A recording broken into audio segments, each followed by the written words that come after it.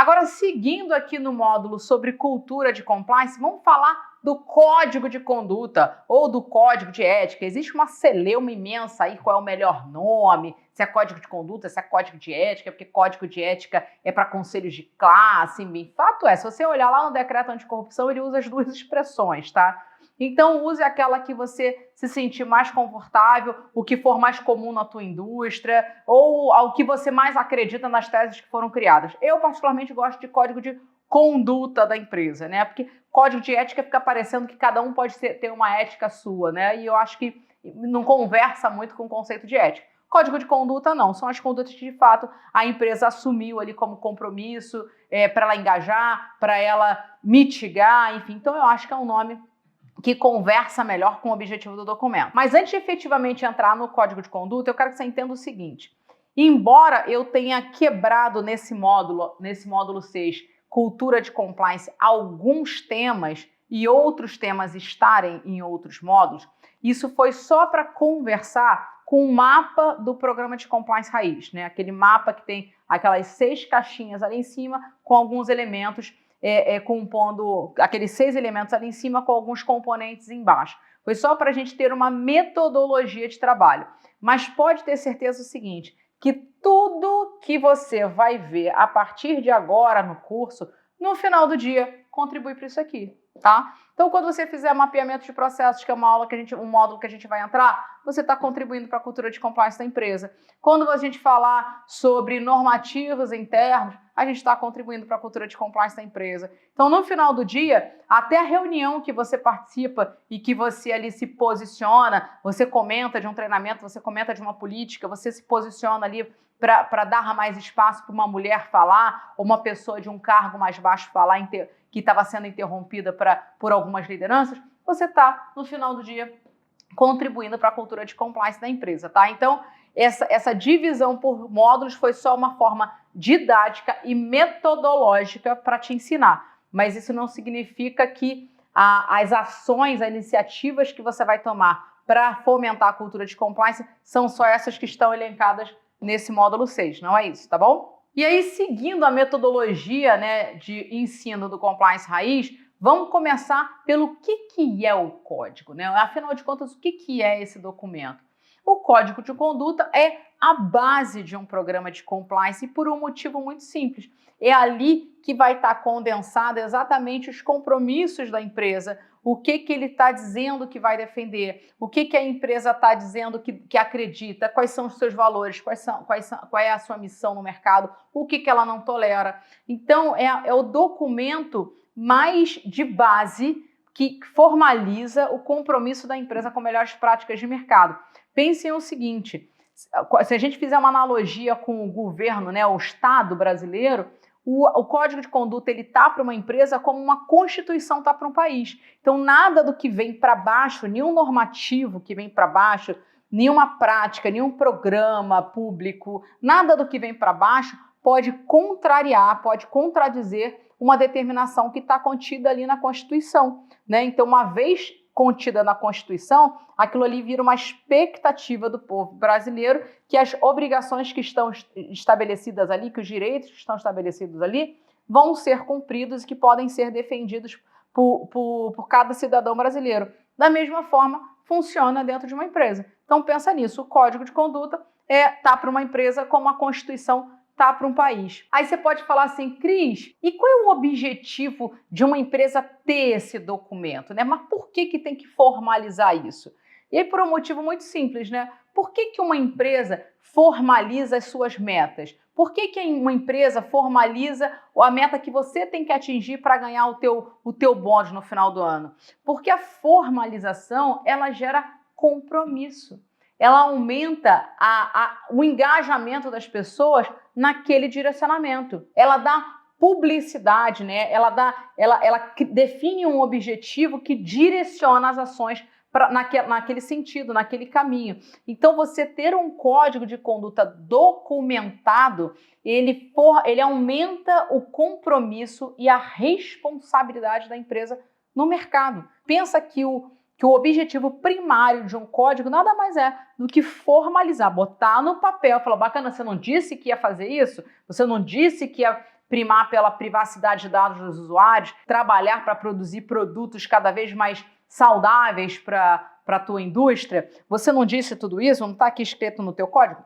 Vamos botar no papel, dá publicidade nisso aqui, escancara isso lá no site para todo mundo ver que a gente tem compromisso com a sociedade, que a gente tem compromisso com o ambiente, que a gente tem compromisso com os nossos colaboradores, com os nossos fornecedores, com os nossos parceiros. Então, no final do dia, nada mais é do que isso. O objetivo é esse, é você documentar esses compromissos da empresa para aumentar a responsabilidade e o compromisso que todas as suas pessoas têm em prol de um objetivo comum. Então, esse seria um objetivo primário, né? Documentar os compromissos da empresa. Agora, ele se desdobra, né? Porque a partir do momento que você tem os compromissos documentados na empresa, ele acaba como tendo um objetivo secundário de orientar condutas. E aí, por que eu chamo de secundário? Mas Cris, o código não deveria ter como objetivo primário orientar condutas? Porra nenhuma. Sabe por quê? Você acha que alguém, na hora de tomar a decisão, vai lá ler no código o que precisa ser feito? Não. O código está lá, quietinho, né? É a formalização. O que vai fazer com que as condutas comecem a ir cada vez mais alinhadas com os compromissos da empresa, com os valores dela, são outras ações de comunicação, treinamento, que eu vou chamar, vou falar um pouquinho mais disso ainda nesse módulo aqui. Mas ele não deixa de ter um objetivo secundário de orientar essas condutas, uma vez que ele serve como documento de base, né? Então, se eu tenho um documento de base que não pode ser contrariado para tudo que vem para baixo, todas as políticas que eu tenho para baixo, todos os processos que eu tenho para baixo, todas as tomadas de decisão que eu tenho para baixo, tem que conversar com o que está aqui em cima.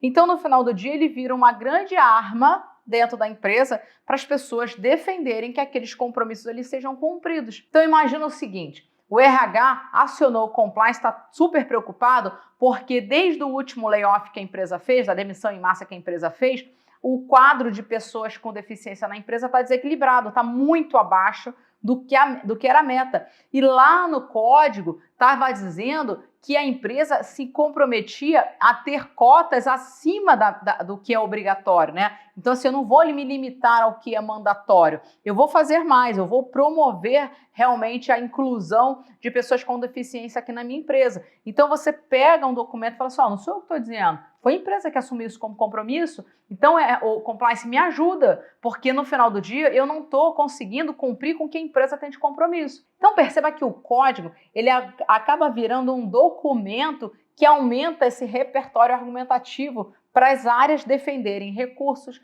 investimentos e apoio para emplacarem projetos que conversem com os compromissos que estão ali dentro. Então, como objetivo secundário, ele acaba orientando essas condutas. Quando você publica um código, não é o compliance que tem que cumprir tudo que está ali dentro. Cada pessoa dentro da empresa tem que ler o código e falar assim, bem, o que aqui me afeta? O que está aqui que depende da minha atitude individual? Porque imagina o seguinte, estou dando aqui o exemplo de PCD, que é um exemplo muito fácil da gente entender. Então, imagina que tem lá esse compromisso, né, de aumento da representatividade de pessoas com deficiência no quadro de funcionários. As pessoas que trabalham no processo de recrutamento e seleção do RH têm que ler aquilo ali e falar, opa, então peraí, qual é o planejamento tático e operacional que nós aqui no RH vamos fazer para cumprir com esse compromisso da empresa. Então, ele orienta condutas dentro da empresa e é assim que ele tem que ser visto. Então, de maneira resumida, né, o objetivo do Código de Conduta são dois. De formalizar, botar no papel, né, aquela velha história, agora tá escrito bacana, tá aqui, ó, tu assinou embaixo, vai dizer que não vai fazer? Vai ficar feio, hein? E o segundo, que é de orientar, cascatear todas as regras para baixo, todos os projetos para baixo, todas as tomadas de decisão para baixo, para que no final do dia os objetivos que estão ali bonitinhos escritos no código sejam atendidos. E por que ter um código de conduta formalizado é tão importante para uma empresa?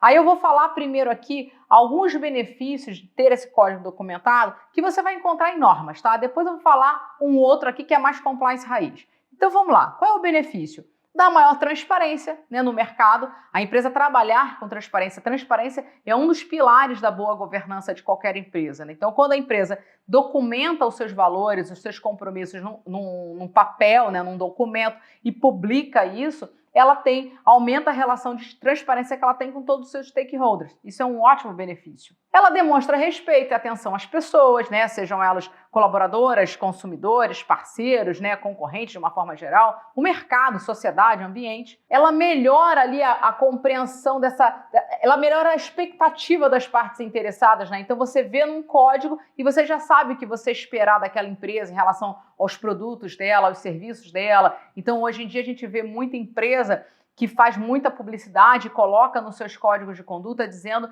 que vai desenvolver produtos sustentáveis, que vai eliminar testes em animais, por exemplo. Então, isso já orienta a expectativa que esses públicos têm em relação àquela empresa, né? Então, você começa a esperar, né, uma certa conduta daquela empresa e produtos e serviços conversem com isso. Então, você melhora essa compreensão de expectativa das pessoas em relação ao que a empresa se comprometeu a oferecer. Isso, naturalmente, aumenta a confiança que as pessoas têm nos produtos, nos serviços e na própria empresa. E aí, naturalmente, isso se reflete em mercado consumidor, se reflete em retenção de talentos, em felicidade de pessoas de uma forma geral. Então, esses são alguns benefícios padrão que você vai ler aí em qualquer pesquisa que você fizer, em qualquer livro, norma que você ler sobre código de conduta. Mas eu vou te trazer dois benefícios. Vida real, total, compliance e romance, que é o meu objetivo aqui com você, né? Te trazer para a realidade. Tem dois grandes benefícios de uma empresa implementar um código de conduta formalizado. O primeiro é o seguinte: você diminui potencialmente a quantidade de normativos que você cria para baixo. Aí você fala assim, mas peraí, Cris, o fato de eu ter um código não elimina a necessidade de eu ter uma política anticorrupção, não elimina a necessidade de eu ter uma política de conflito de interesses, não elimina a necessidade de eu ter uma política de prevenção à lavagem de dinheiro, de uso de equipamento de proteção individual. Não, ele não elimina a depender das características da empresa onde você está. Porque pensa comigo, se você trabalha numa empresa que não celebra contrato com a administração pública, não faz licitação, você concorda comigo que tudo que está lá naquele decreto anticorrupção pouco importa para a empresa? Aquilo ali está fora da realidade dela. O decreto anticorrupção não oferece risco para o negócio dela.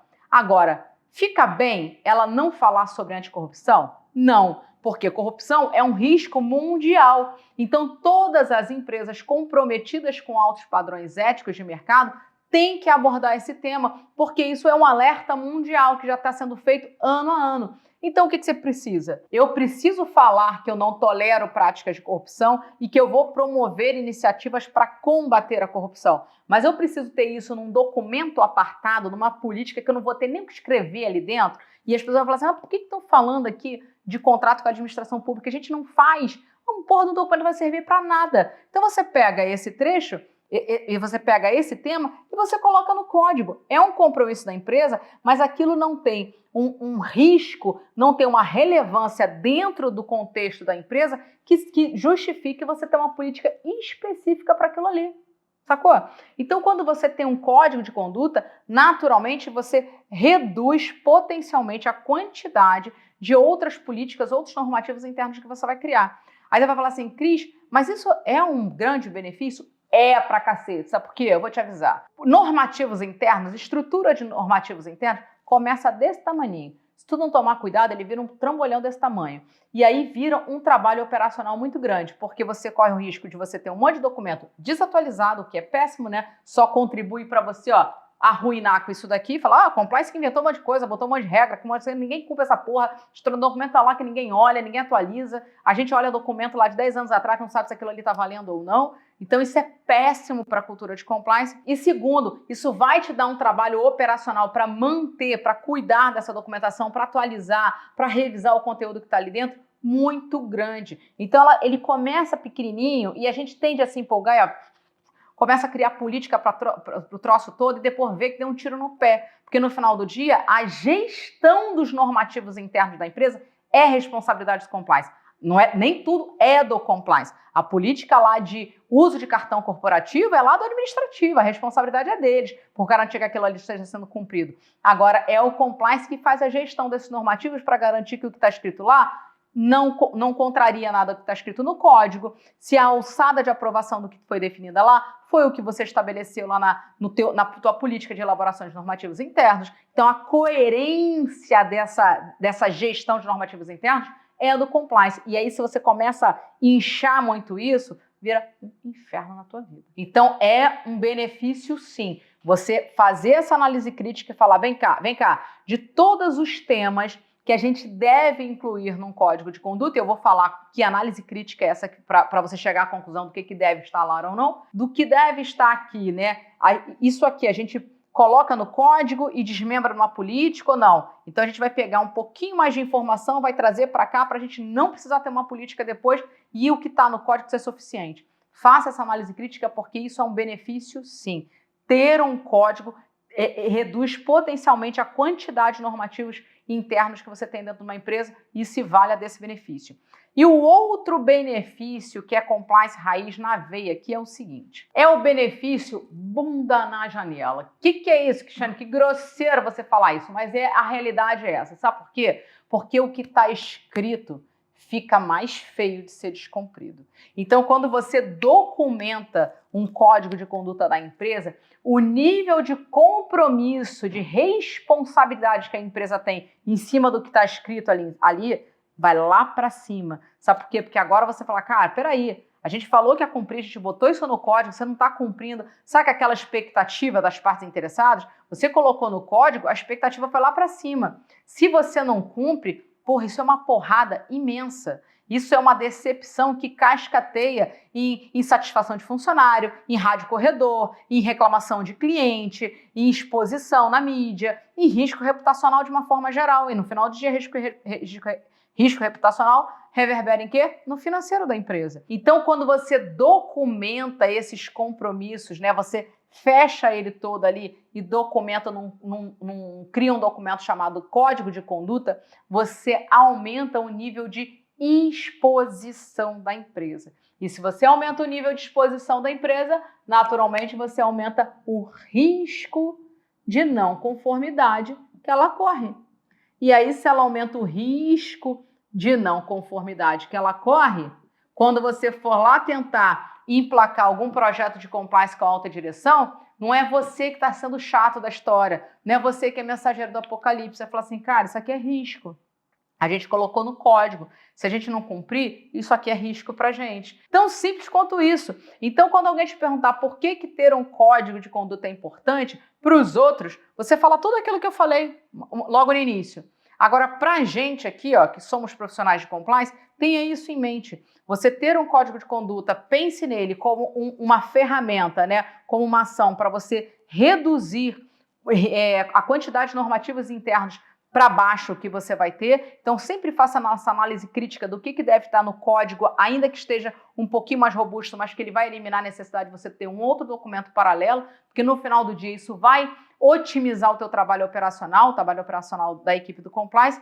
E o segundo benefício que a gente sabe aqui agora, mas não precisa expor isso de maneira pública, é o efeito bunda na janela que as empresas acabam tendo, né? E isso é um risco, né? Porque muitas empresas aí, principalmente aquelas que foram no efeito manada, lembra dos 4 tipos de empresa? Então, aquela ali que tinha que estava ali no efeito manada, tem que fazer, vamos fazer, não sei nem o que é, mas vamos fazer. Aí, muito profissional de compliance dessas empresas se empolgava, fazia uns códigos de conduta lindão, e aí isso só virou um tiro no pé da empresa, porque isso foi utilizado, inclusive, em processo judicial depois. Aí, vamos começar agora a conversar sobre como trabalhar. Cris, tá bom, entrei na empresa, ela não tem um código, e aí eu tenho que começar a construir esse código. Por onde que eu começo? Pelo sumário? Por onde efetivamente eu começo? Você começa efetivamente por uma etapa, que é você definir quem são as partes interessadas. Ué, Cris, mas como assim? Quem são os stakeholders? Essa é a primeira etapa, sim. Sabe por quê? Toda ação que a gente promove dentro de uma empresa, ela tem um objetivo, né? Ela quer atingir alguém. Então, imagina o seguinte, a área de marketing, a área de produtos faz uma série de estudos e aí sugere que a empresa faça o lançamento do novo carro lá no Nordeste. né? Então ela tem um objetivo para ter escolhido o Nordeste para lançar um carro novo e não ter escolhido São Paulo, não escolhido Rio de Janeiro. E isso tudo tem relação, ó, com as partes interessadas, com quem ela quer impactar. Então, no primeiro momento, a gente tem que fazer essa análise crítica. Bem, a gente vai implementar Marco Zero aqui, ó, primeira versão do Código de Conduta da empresa. Será que a gente vai conseguir impactar todas as partes interessadas? Será que eu vou conseguir impactar o governo, né? Ó, governo, estou cumprindo com a minha missão. Será que eu vou conseguir impactar meus acionistas? Será que eu vou conseguir impactar meus fornecedores? Será que eu vou conseguir impactar meus colaboradores? Será que eu vou conseguir impactar meus clientes? Será que eu vou conseguir impactar a sociedade, né, ali por intermédio de associações, enfim? Então, percebam o seguinte, vai ser muito difícil, em uma primeira versão, você conseguir construir um documento que você impacte todo mundo. Você pode até impactar por consequência. Então se eu faço um código de conduta que o meu foco inicial são os meus colaboradores, a gente mostrar que a gente está com compromisso em cumprir com as nossas obrigações, a gente quer começar a criar essa cultura de compliance dentro da empresa, então nosso foco nesse primeiro momento são os nossos colaboradores e nossos fornecedores, ali os terceiros, na nossa cadeia de terceiros. Então nosso foco é essa galera aqui, tá? É isso aqui que a gente quer. Naturalmente, se você constrói um documento para atingir, para impactar esse público aqui, possivelmente você vai, de certo modo, impactar esse daqui, você vai impactar esse daqui. Tá tudo bem, né? Só que ele não é o teu objetivo primário. O meu objetivo, nesse primeiro momento, não é fazer bonito para o meu inglês, para o meu cliente ver, não é fazer bonito para a sociedade ver. O meu foco são meus colaboradores. Eu vou deixar essa galera aqui, ó, essa galera externa, para uma versão 2. Aí a gente vai estar mais maduro, a gente vai estar mais robusto, aí a gente pensa ali numa divulgação mais dinâmica, a gente pensa em fazer uma campanha, né, no nosso canal no YouTube, lançando o nosso código para os nossos clientes verem. Enfim, então você percebe que quando você define as partes interessadas, isso direciona a forma como você vai conduzir a construção do código, os temas que você vai colocar lá dentro, como você vai comunicar, como você vai divulgar, como você vai lançar esse código, como você vai medir a eficiência desse código depois. Então, definir as partes interessadas é primordial, e eu vou te falar uma coisa, hein? Em praticamente todas as aulas que a gente vai ver aqui para frente, onde a gente entra em processo de trabalho, efetivamente, isso aqui vai encabeçar todos os processos de trabalho. Então, tudo que a gente vai fazer, a gente vai pensar em parte interessada. Vou fazer um treinamento. Quem a gente vai impactar com esse treinamento? Exatamente o que a gente quer com esse treinamento? Quais são as pessoas que a gente precisa afetar? Sabe, às vezes você quer fazer um treinamento exclusivamente com a equipe de vendas, por exemplo, que historicamente é uma equipe ali que tende a ter condutas que coloquem ali muito em xeque alguns compromissos da empresa, por todo o contexto, né? Não por conta das pessoas, não, por conta do contexto do trabalho deles, né? Eles têm que trazer venda para dentro. Então, muitas vezes ali o conflito ético é inerente à atividade deles. Então, talvez você precise fazer uma ação mais efetiva em cima dessa equipe, por exemplo. Então, você definir as partes interessadas é o primeiro passo para você começar a pensar a como iniciar ações dentro de um programa de compliance, e não vai ser diferente no código de conduta. Então, beleza, você foi lá, Cris, mas é o compliance que define quem são as partes interessadas? O compliance ele pode dar a opinião dele, mas essa definição, pensa que se você olhar lá nos requisitos de compromisso da alta administração, que está lá na ferramenta de diagnóstico que eu já disponibilizei para você, você vai ver que um dos compromissos da alta direção da empresa é supervisionar, né, é se engajar no programa de compliance. Então, como é que você vai defender que a alta direção da empresa supervisiona, é super engajada, é super comprometida com o programa de compliance, se você definir isso aqui da sua cabeça sem validar com essa galera lá de cima? Cris, cara, mundo de Alice que você tá falando, né? Porque eu vou tentar falar com esses caras lá, o pessoal caga na minha cabeça, não tô nem aí. Não tem problema nenhum. Mas, de alguma forma, você fez o teu papel. Você foi lá e falou assim, olha, nós temos aqui um plano de trabalho, um planejamento lá, como a gente viu na aula de planejamento, E nesse planejamento aqui para 2023, a gente vai lançar a primeira versão do Código de Conduta.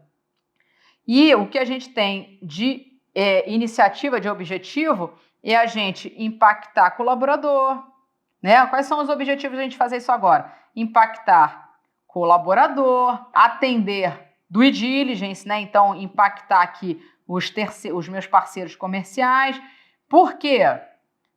Porque a gente está recebendo muita due diligence que pede, a gente não tem, então a gente precisa fazer isso daqui.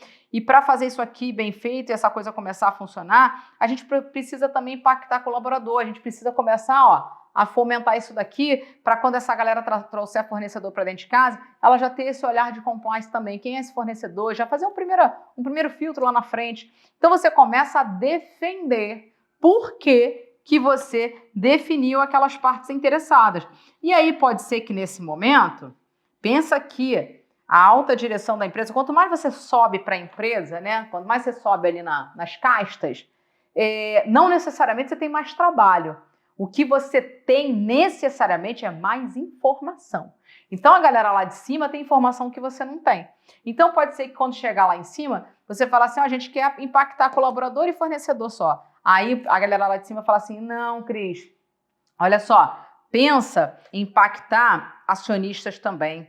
Sabe por quê? Na última reunião que a gente teve com o conselho, a gente levou porrada, isso foi comentado, que a gente não tinha um código de conduta ainda, o que a gente estava fazendo, o que a gente tinha planejado. Então, é um assunto que já foi comentado, ainda não foi apontamento de auditoria, de investidor, ainda não foi nada formalizado, mas esse papo já rolou lá em cima. Então, pensa em fazer alguma coisa que atinja esse público também. E isso vai fazer total diferença, sabe por quê? Eu já vou te falar mais um pouquinho aí como é que faz diferença, eu não vou falar agora não para não dar spoiler, para você definir essas partes interessadas no desdobramento desse processo de construção ou até mesmo de revisão do Código de Conduta, beleza? Então a primeira etapa que você tem que fazer é isso, e definir as partes interessadas. E aí uma vez que você definiu quem são as partes interessadas, nada mais coerente do que você colher as expectativas dessa galera. O que essa galera espera da empresa? Expectativas. O que essa galera espera da empresa? Você falou que quer atingir, que quer impactar colaborador e fornecedor. Foi isso que você defendeu. E aí o teu acionista, a tua alta direção falou para você incluir o acionista aqui. Vou botar aqui o fornecedor e colaborador.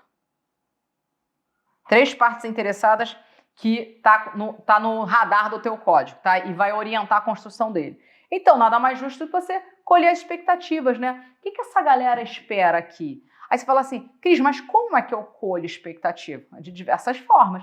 Se você quer atingir o teu colaborador, você pode fazer rodadas de entrevistas, né? Pega as pessoas chaves da empresa e fala assim, o que você espera da empresa? A gente está criando aqui o nosso programa de compliance, a gente vai criar o nosso primeiro código. Qual é o tema que você acha que não pode faltar na empresa?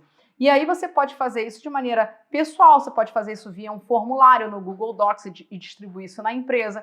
Só atente ao seguinte, quem são essas pessoas que você vai abordar? Pense que você tem que diversificar essas pessoas, não só de recortes sociais, mas de recortes hierárquicos principalmente, porque as expectativas são diferentes, né? Aliás,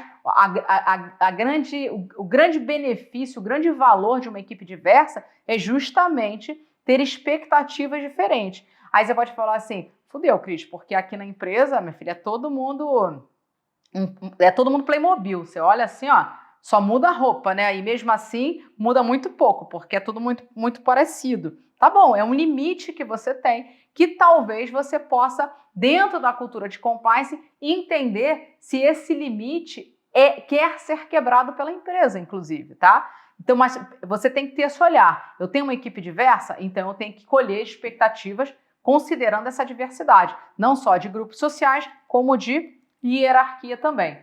Se você quer atingir fornecedores, você, em geral, é passivo na due diligence desses fornecedores, né? Você recebe, quando você contrata fornecedores, você aplica a due diligence e, naturalmente, você tem um radar ali do nível de maturidade de compliance que ele tem, e quando você é passivo, quando você que é contratado, você sofre processo de due diligence, que a gente vai ver aqui para frente o que é. Mas para quem nunca ouviu falar isso, due diligence é um processo de verificação, né? É um processo que é a pesquisa que o pai faz para o namorado antes de liberar o namoro com a filha, né? Não, quem é você? O que você faz? Como é que você trabalha? Qual é o teu porte? Enfim, é uma pesquisa, a gente vai ver mais no detalhe isso, mas é uma pesquisa que esse parceiro comercial faz com você para entender, para conhecer o que você faz de avaliação de risco de maneira que alguma negligência sua não possa resvalar nele, né? É um processo seletivo dentro da contratação aí de empresas no mercado. Grosseiramente é isso. Mas, então você tem esses insumos, tanto quanto você aplica due diligence, quando você é passivo nessas due diligence. Você já sabe o que esses fornecedores estão exigindo e que você ainda não tem e que deveria estar nesse código de conduta. Aí você fala assim, Cris, então, aí que tá. Porque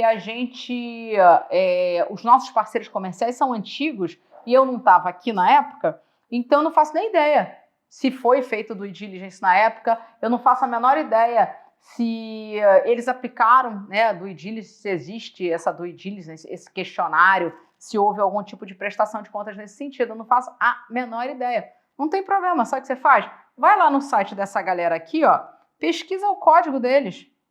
Quem são os teus fornecedores chaves? Pesquisa o código dessa galera aqui, vê o que tem lá de tema, né? Porque quem faz os processos de due diligence são as equipes de compliance, que são as mesmas equipes que cuidam do código de conduta da empresa. Então, se você tem lá 4 temas no código de conduta deles, né, recorrentes, né, cara, em todos os fornecedores que a gente pesquisou, tem sempre esses 4 temas aqui. Já sabe que são temas obrigatórios no teu também. E desses aí você não pode fugir, porque a hora que ele fizer uma renovação de contrato e ele aplicar a due diligence em você, certamente ele vai te questionar sobre aquele compromisso que ele tem lá e ele quer saber se você também tem esse compromisso no mercado, tá? Então existem formas de você buscar. Dos acionistas, a mesma coisa. Vai, cata no código deles, vê lá o que eles têm de publicação. Se for empresa de capital aberto, então, ó, cereja do sundae. Você pode, inclusive, ver código de melhores práticas de empresas de capital aberto. Você pode ver, supondo que seja uma empresa de capital aberto que está listada no novo mercado. Você pode ver o regulamento do novo mercado. O que o regulamento diz ali de melhores práticas de compliance? Então, você tem insights, tem onde você colher insights que respondam a essa pergunta aqui. Cabe a você ser uma pessoa criativa, curiosa, fuxiqueira, para você elencar ali quais são os temas que deverão compor o código de conduta da tua empresa. Tão simples quanto isso, não existe mágica. Cris, não existe você não tem nenhum modelo de código que você fala assim, tem que ter isso. Cara, eu não vou te disponibilizar isso, só porque eu não sei em que momento você vai estar vendo essa aula. E aí pode ser que eu te dê isso aqui amarradinho e amanhã ou depois exploda no mercado um tema que não está aqui. E aí você vai ficar limitado. Não, mas eu aprendi no curso que tem que ter isso daqui. E o que eu quero que você aprenda é andar com as próprias pernas. É isso que eu quero que você aprenda. Então, futuca isso aqui. Se você futucar isso daqui, ó, naturalmente eu posso te garantir que no final do dia, quando você elencar o que aparece de comum em todos esses códigos aí do mercado, você vai encontrar os itens que são considerados obrigatórios no código de conduta da empresa, tá? Mas, se ainda assim você insistir em ter um padrãozinho a seguir, olha na 37.301, que ela já te dá um rol de temas mínimos que deveria compor no código de conduta da empresa, beleza? Então vamos lá, você colheu, pegou coisa pra caramba, falou assim, caramba, Cris, elencamos aqui 20 temas que apareceram aqui foi expectativa de colaborador, que apareceram nos códigos dos fornecedores, dos acionistas. E aí, construa o código colocando isso tudo? Obviamente que não, porque a tua empresa está em outro nível de maturidade de compliance, concorda? Tua empresa está lançando o primeiro código dela. Então, a chance dela estar de pau a pau com essa galera que já tem código lançado há algum tempinho é muito pequena, não é impossível, mas é muito pequena e seria muita ousadia e alegria tua partir para fazer um copia e cola do que está aqui. Não faça isso, que isso é um tiro no pé. Então, o que você tem que fazer? Avaliar. Avalia o que faz sentido, tá aqui ou não. E aí, por que avaliar o que faz sentido, tá ali ou não? Imagina, você tá numa empresa de Playmobil, aí você chegou lá aí você viu que diversidade e inclusão apareceu em tudo quando foi código, porque, né, virou moda, né? É importante? Mas está em tudo que é código, por quê? Porque virou moda. Essa que é a verdade, tá? Porque tem muita empresa que colocou isso bonito lá nos códigos por conta do efeito manada, mas não faz nada em cima disso daqui, então não corra o risco de fazer isso. Priorize você fazer um código mais enxuto, mas com pontos que de fato a empresa entenda que é compromisso dela, entenda que ela tem que promover iniciativas em cima, em cima daquele tema, do que colocar uma coisinha só para inglês ver, porque tá todo mundo colocando, eu vou colocar também, e no final do dia você fala, o que a empresa fez para promover isso aqui? Fez nada. Feio, né? Aqui, ó, na tua análise crítica de final de ano, você vai ter que apontar, e aí se você aponta, você vira chato, porque foi você que convenceu e entubou goela abaixo a empresa de fazer isso aqui. Então, perceba que quando você faz essa avaliação, nada mais é do que uma análise crítica de quais foram os temas que você escolheram nessa parte aqui, quais foram os temas escolhidos nessa parte aqui, e faz essa análise crítica, né? Faz sentido a gente ter isso aqui ou não? Né? Faz sentido a gente colocar no código? A gente tem maturidade hoje para colocar isso no código? E isso aqui, ó, principalmente, tem que ser debatido lá com a alta direção. Sabe por quê? Nós, profissionais de compliance, vamos querer colocar isso aqui, é natural. A gente acredita no que a gente faz. A gente entende que tudo isso é importante. Eu super defendo diversidade nas empresas como potência produtiva e não como assistencialismo. Quando as empresas entendem que ter equipes diversas significa maior potencial produtivo, aumento de olhares, aumento de expectativas, aumento de percepções distintas, e se você tem consumidores distintos, melhor, né, o quão mais diverso for a tua equipe, mais você tem chance de alcançar essas expectativas diferentes desses públicos. Então, para mim, isso aqui é potência produtiva. Mas eu super entendo empresas que, num primeiro momento, não conseguem colocar isso no código porque não vão conseguir, naquele momento, promover iniciativas em cima dessa causa aqui. E aí fica feio colocar no código, e aí você olha para a empresa, é Playmobil. A empresa, né? Todo mundo igualzinho. Fala, caramba, cadê a diversidade aqui? A gente não aumentou 1% do ano para cá, né? Do ano passado para cá. Não melhorou nada, a gente fez nada. Não teve um projeto na empresa em cima disso aqui. Então é melhor que não tenha. E a gente precisa ter esse senso crítico. Por isso que quando a gente elenca os temas, a gente precisa validar isso com a alta direção. Aí você vai falar assim de novo, Cris, de novo, utopia. Eu não consigo nem ver a cara da galera lá de cima. Você não está entendendo. Eu chego no meu gerente e olhe lá. Tá bom, valida com o seu gerente. Joga no colo dele. Fala assim, tá aqui os temas. Cabe a você ir lá em cima e bater o martelo no que vai entrar e no que não vai entrar. Bota no colo dele. O fato é, de alguma maneira, ele tem que levar isso lá para cima. Ainda que ele leve, o pessoal fala assim, não, tudo bem, Cristiane, confio em você. Você acha que tem que colocar? Pode colocar. Tudo bem, o teu trabalho foi feito. Se a decisão que foi tomada lá em cima foi muito mais no sentido de se livrar de você do que, de fato, assumir aquele compromisso, é outra história. Vai entrar no código, e aí, uma vez que entrou no código, cria aquele efeito lá, raiz da bunda na janela da empresa. Então, no final do dia, o objetivo vai ser atingido do mesmo jeito. Bem, aí você avaliou, bateu o martelo em quais temas vão entrar, aí você entra para uma etapa, de fato, de elaborar o código, né? E aqui, no material que eu vou deixar aqui para você, você vai ver que eu botei um fluxograma de construção do código. E aqui, a partir desse momento, eu já começo a falar de outros processos. Então, eu não vou me estender aqui não, porque os outros processos que estão aqui depois dessa etapa em que você levanta quais são os temas que vão entrar no código, são temas de outras aulas. Então, eu vou começar aqui, quando você ouvir outra aula, falar, porra, tá repetindo, tá falando de novo, então vai ficar cansativo.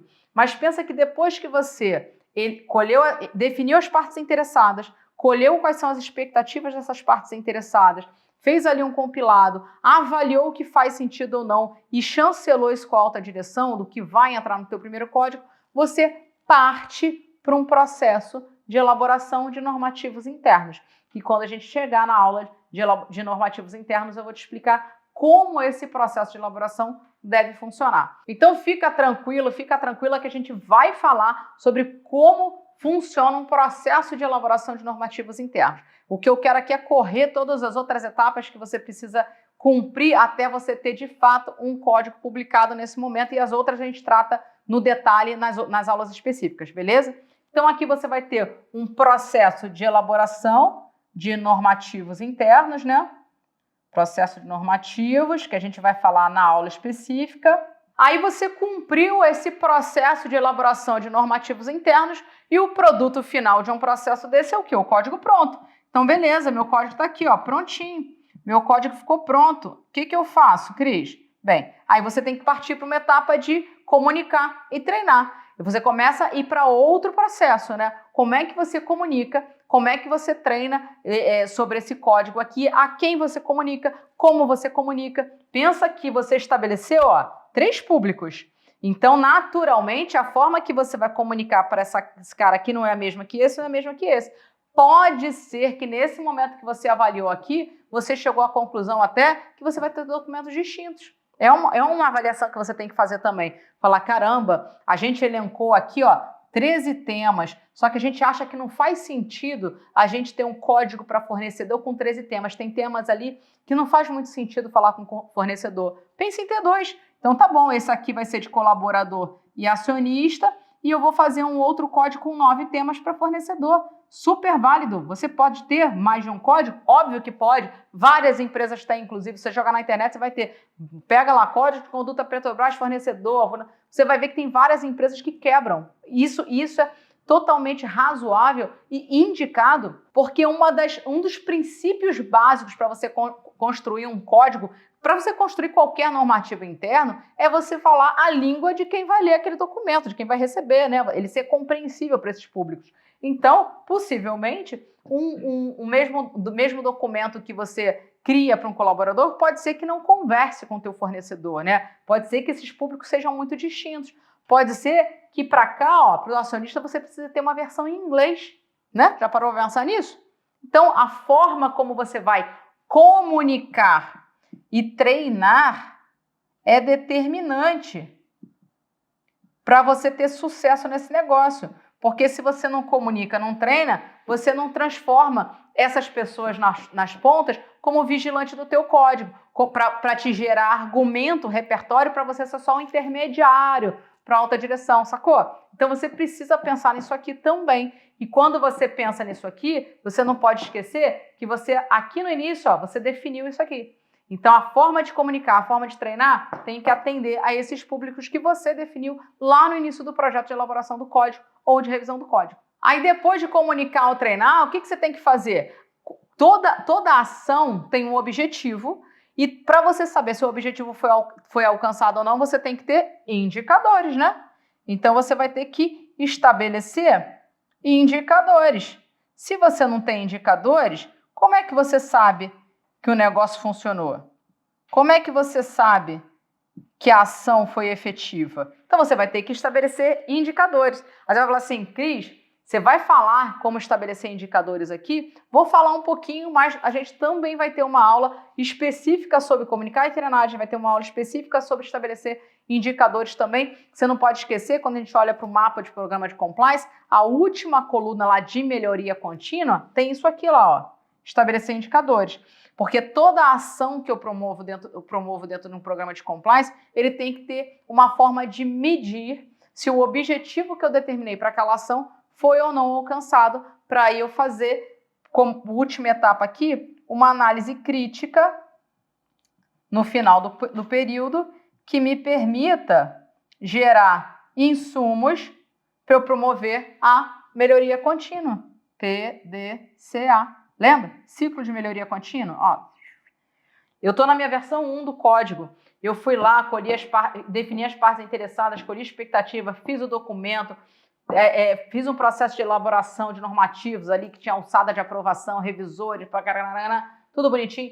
Fiz um forte trabalho de comunicação e treinamento e estabeleci indicadores. Fiz uma pesquisa de percepção na empresa sobre o código de conduta, sobre a cultura de compliance da empresa, e surgiu um monte de insight ali de pessoas que acham que a cultura é ruim, que o código não atende, que está difícil a leitura, que não é compreensível. Surgiu um monte de casos no canal de denúncia, por exemplo. Pô, Cris, o fato de ter surgido reclamações no canal de denúncia é positivo ou negativo? É indicativo de que o código funcionou ou não?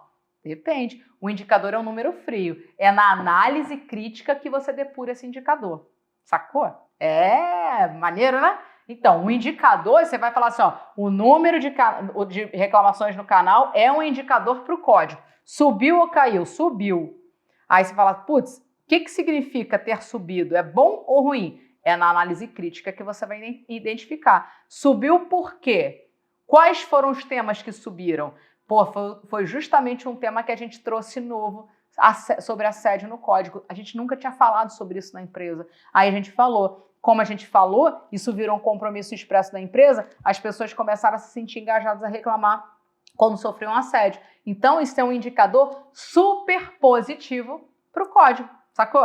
Por isso que no ciclo PDCA, você checa, que são os indicadores, e você analisa, porque o indicador é um número frio. A análise, você analisa no contexto, por isso que você tem que olhar para o mapa, porque quando você olha para o mapa, você consegue fazer essa análise global. Por que o código parece que funcionou, parece que não funcionou? Ah, porque a nossa comunicação foi mal feita ou não foi feita, ou que a gente tinha planejado para comunicar, a gente não conseguiu cumprir porque surgiu uma outra demanda, ou porque a gente ia subir o código para fornecedor no site, a gente não conseguiu subir, a gente ia disponibilizar o canal de denúncia para fornecedor, a gente não conseguiu disponibilizar, ou foi a primeira vez que a gente disponibilizou para fornecedor e a gente tinha terceirizado para caramba na empresa, que a gente sabia que já tinha encrenca aqui com os terceirizados, que eles eram subvalorizados aqui na empresa e explodiu o número de reclamação com os terceirizados, justamente vindo de terceirizados, sacou?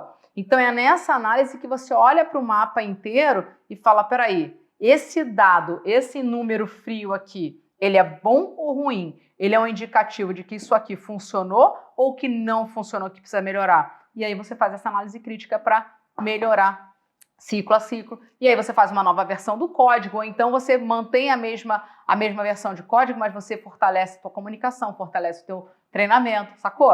Então é a análise crítica que vai te dar esses insights do que precisa ser modificado, o que precisa ser melhorado dentro do teu programa de compliance. Então eu te expliquei aqui como você trabalha, né? Como é que seria a dinâmica de construção ou de revisão de um código de conduta. Agora deixa eu te falar aqui quais são os desafios. E aí os desafios não vai estar em nenhum material que você vai estudar sobre compliance no mercado. Não tem, ninguém é sincero a ponto de falar os desafios. Só que como um dos grandes benefícios que eu posso trazer aqui para você é justamente a minha experiência de mercado, eu vou ter um papo completamente franco, papo reto, sem romance com você, de quais são os desafios que a gente tem para construir um código de conduta dentro de uma empresa. E eles são os seguintes, são 4. Vou escrever aqui até para me orientar e eu não me perder. O primeiro desafio que a gente tem quando começa a implementar um código de conduta na empresa, seja a versão 1 ou seja a mesma atualização, né? A gente quando entra numa empresa, a gente sempre dá uma olhada no código e a gente sempre tem uma crítica, não adianta, né? O ser humano fala, né, não ficou bom, eu mudaria isso aqui, enfim. E aí na primeira oportunidade a gente sugere ali a atualização do código porque quer implementar alguma melhoria. E aí o primeiro desafio que a gente tem quando a gente vai trabalhar com a elaboração e revisão do código de conduta é o fator tempo. O segundo são os recursos que a gente tem para trabalhar todas aquelas etapas lá que eu falei do processo. O terceiro é a empolgação demasiada. Isso aqui é onde a gente se enforca. E o quarto é a pouca atenção da alta direção. Mesmo naquelas empresas que são super engajadas, tá? Aí vamos lá, vamos falar de cada um deles. Por que o fator tempo é um desafio? Porque construir um documento desse é demorado. A gente não pode correr na construção de um documento desse, porque a gente corre um sério risco da empresa assumir compromissos de menos, né? Menos do que ela deveria estar assumindo ali naquele momento, dado a expectativa das suas partes interessadas, ou ir no efeito manada e assumir compromissos demais e em algum momento ela bater na porta do compliance e falar, caraca, que merda que vocês fizeram, agora tá todo mundo cobrando esse tipo de coisa pra gente, agora tá todo mundo querendo que a gente faça isso, o que vocês arrumaram e tudo mais. Então você dedicar tempo é super importante, até porque dentro da etapa de elaboração, lembra que eu falei que você vai passar por um momento, por um processo de elaboração de normativos internos? Quando a gente entrar na aula que eu explico sobre o processo de elaboração de normativos internos, você vai ver que uma das etapas é você correr o documento com contribuidores e revisores, né? Então, existem ali revisores que eu sugiro que você sempre tenha. Então, jurídico é um revisor praticamente obrigatório para ele ter um olhar ali jurídico, né, em cima do que está sendo documentado na empresa. A área de gente é uma área que, em geral, participa como um revisor obrigatório, até como muitas vezes um aprovador de um documento, de uma política interna. Então a gente vai falar um pouquinho sobre isso. E aí a gente não pode esquecer o seguinte, que a elaboração de normativos é um trabalho do compliance. Então quando você manda isso lá para o jurídico, percebe que aquele trabalho não é do jurídico. O jurídico, eu sei que pode parecer absurdo o que eu vou falar, mas a verdade é que as áreas operacionais, né, aquelas áreas que estão ali em primeira linha, elas têm rotinas, né? A operação, ela tem rotina. O nome é exatamente isso, né? Ela está ali em operação. Então, tudo que chega extra para ela tende a ter um prazo não respeitado. Por quê? Porque no final do dia, ela não responde pela quantidade de política que subiu na empresa. Quem responde é o compliance. Ela, no final do dia, ela responde pelo atendimento dos prazos processuais, que é o core business ali das atividades do jurídico, concorda? Então, naturalmente, você vai virar babá dessas áreas que precisam revisar e aprovar o documento.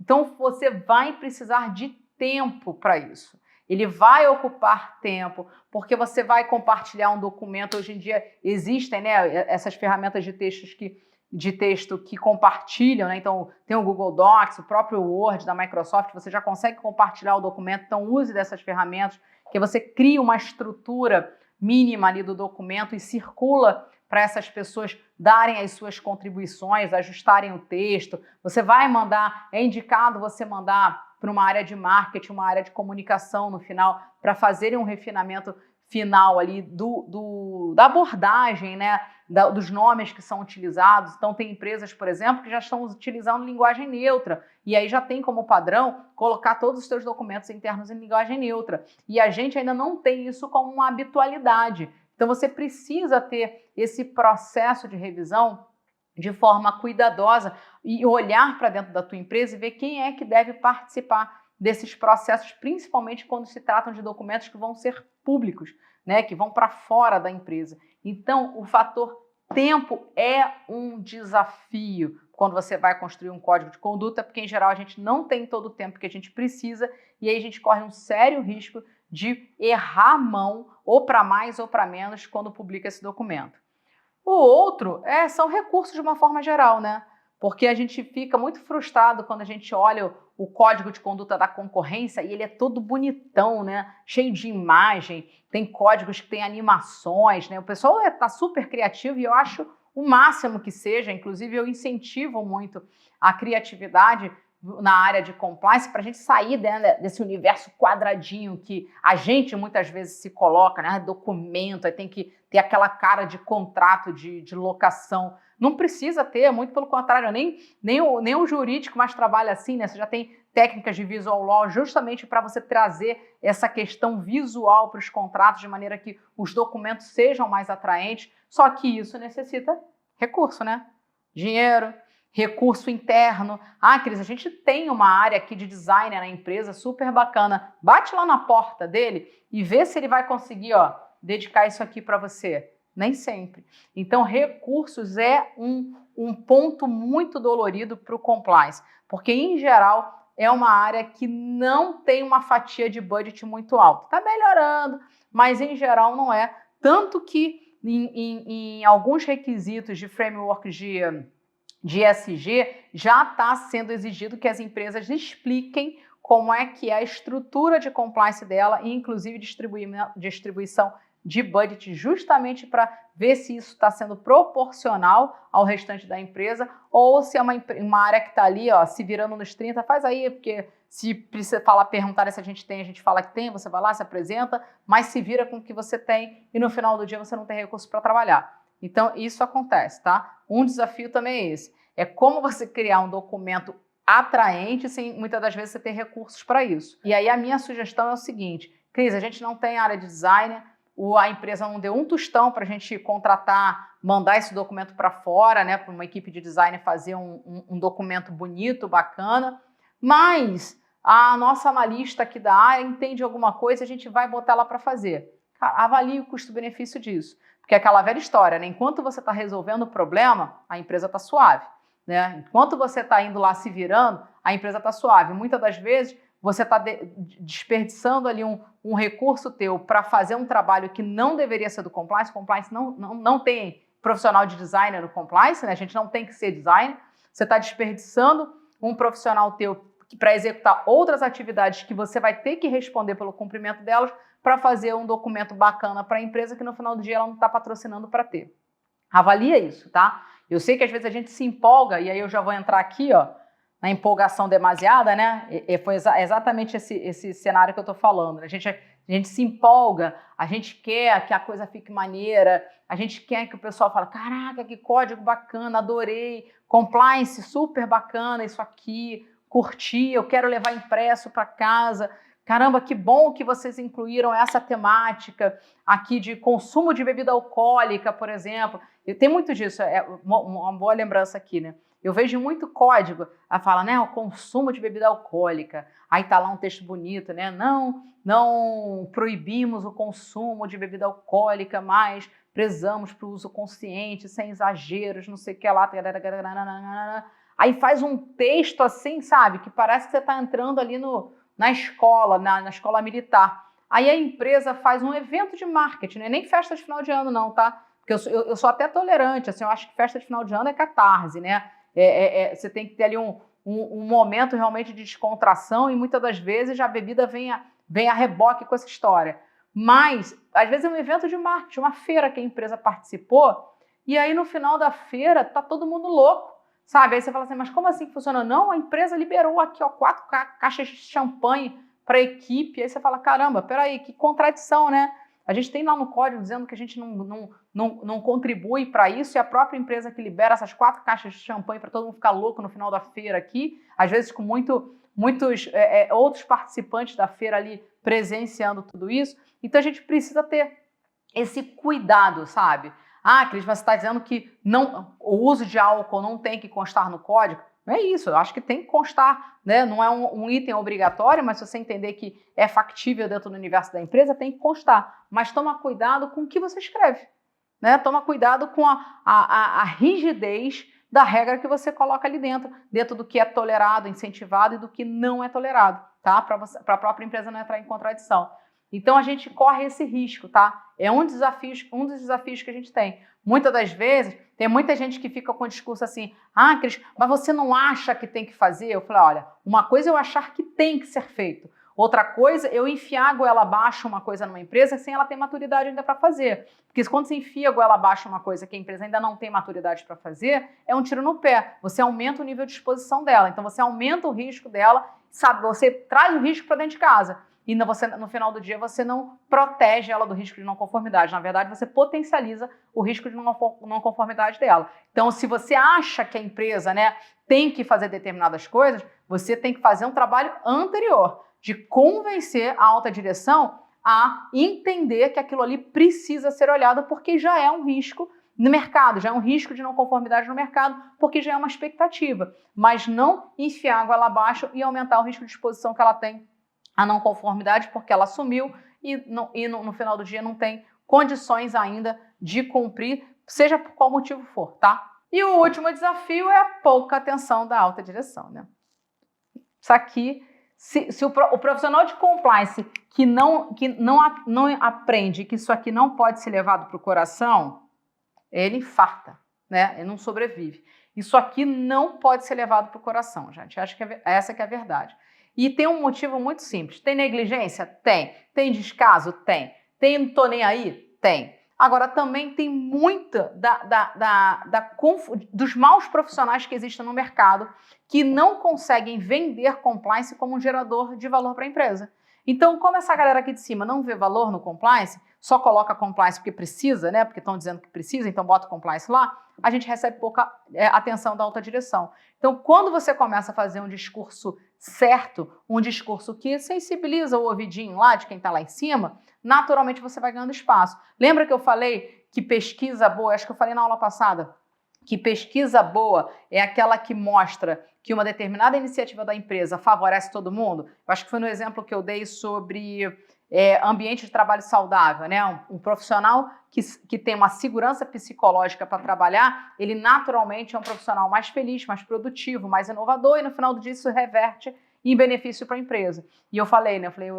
Pesquisa boa é pesquisa que demonstra que é benefício para todo mundo. Porque a hora que não for benefício para a empresa, naturalmente o nível de atenção que ela vai dar para aquele tema vai ser reduzido, ainda que ela tenha uma consciência de compliance. Porque se ela tem uma consciência de compliance, ela vai olhar porque ela vê que é benefício para o funcionário e ela vai olhar de novo porque é benefício para ela também.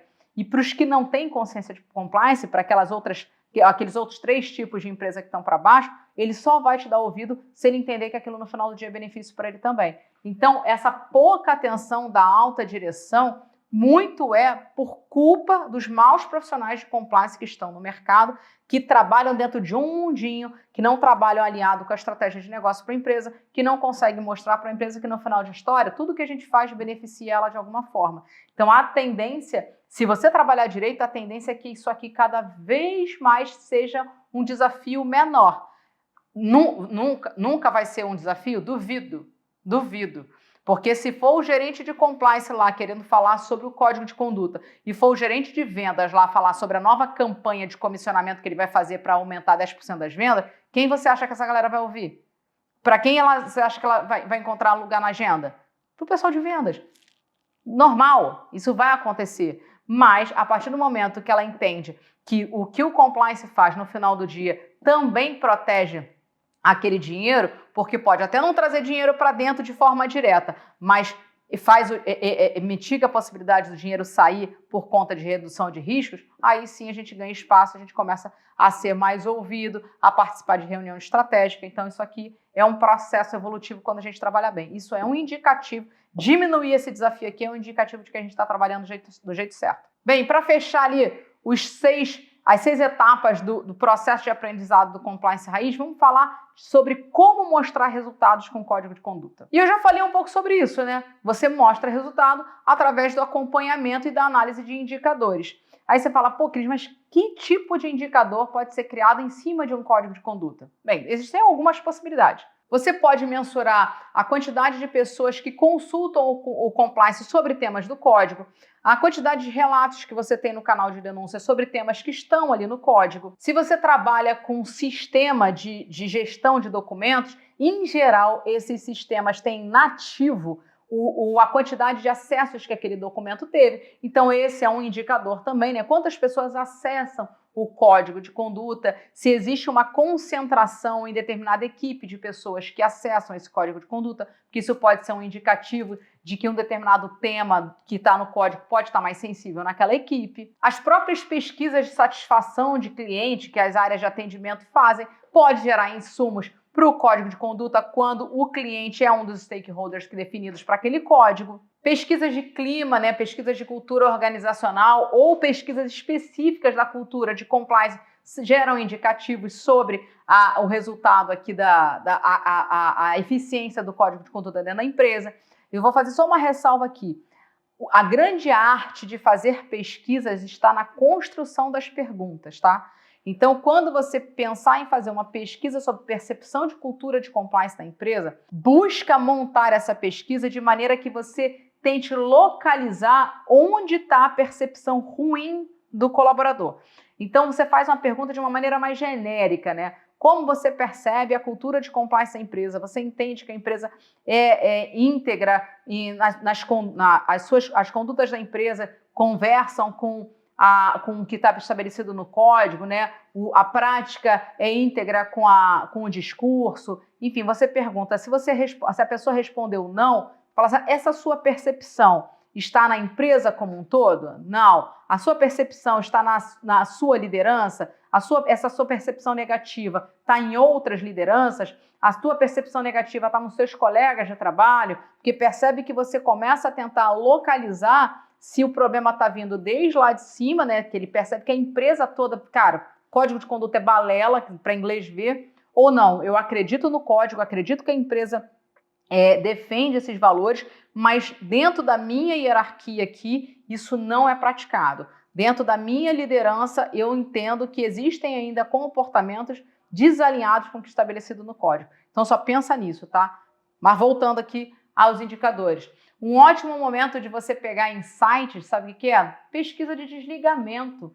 Então, você pode ser mais 2, 3 perguntas na pesquisa de desligamento que o RH já faz, ou você pode ter uma pesquisa de desligamento específica do compliance. Aí tudo vai da tua conversa com o RH da empresa, tá? Tem RHs que são super favoráveis a você fazer uma pesquisa específica do compliance. Tem RH que não, isso vai causar fricção, não sei o que lá, a gente já faz uma pesquisa aqui. Aí você debate ali, você tenta defender que o compliance tem algumas perguntas nessa pesquisa e que o compliance receba as respostas dessas perguntas. E porque é um momento riquíssimo, o momento do desligamento do colaborador, o que eu falo que é onde ele está com o sincerômetro apertado até o fundo. Ele não tem mais compromisso nenhum, ele abre o coração, ele bota tudo para fora que está ali. Então é um ótimo momento de você colher percepções, tá? Inclusive perguntar se o clima, né, se essa ausência de cultura de compliance foi um motivador, por exemplo, para ele se sair da empresa, né? É uma ótima percepção, né? Você saiu por conta disso, né? Isso foi um dos fatores que estimulou a sua saída. Percebe como é que gera muito insight para você avaliar se o código de conduta está cumprindo o seu papel ou não? Por quê? Você criou um código, você botou a expectativa lá em cima, a empresa não cumpriu, essa pessoa fala, quer saber? Eu não vou ficar aqui esquentando cadeira por quem fala uma coisa e pratica outra. Tão simples quanto isso. E para fechar essa aula aqui, eu vou trazer só um último tema que foi... Eu tive bastante questionamento na última turma sobre isso.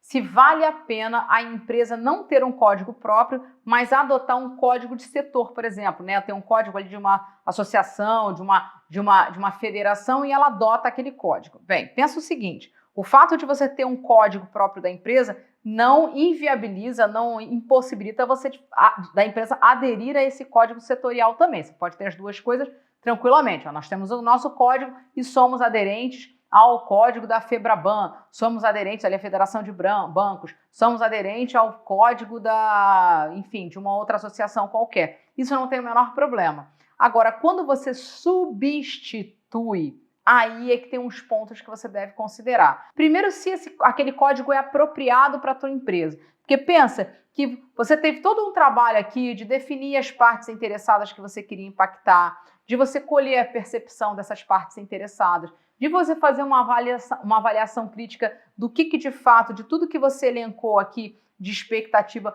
o que de fato a empresa está madura para colocar no seu código. Então, você tem que ter todos esses cuidados aqui, olhar para aquele código setorial e falar, pô, faz sentido? Qual é o custo-benefício de eu adotar esse código e não ter um específico para a empresa? Né? Será que eu vou conseguir impactar tanto os meus colaboradores, os meus fornecedores, os meus acionistas, se eu simplesmente aderir àquele código lá, será que não seria mais interessante eu ter um código interno? Ainda que eu me inspire muito naquele código setorial para escrever o meu, né? Sem problema nenhum. Inspiração é isso, né? É você pegar um input, um insight e transformar aquilo, adaptar aquilo para a tua realidade. Né? Então, faça essa avaliação crítica antes de simplesmente se convencer de que aderir a um código setorial é suficiente e atende ao objetivo de um código de conduta que talvez seja a grande base, né, a raiz mais forte para você construir uma cultura de compliance na empresa. E eu te vejo na próxima aula.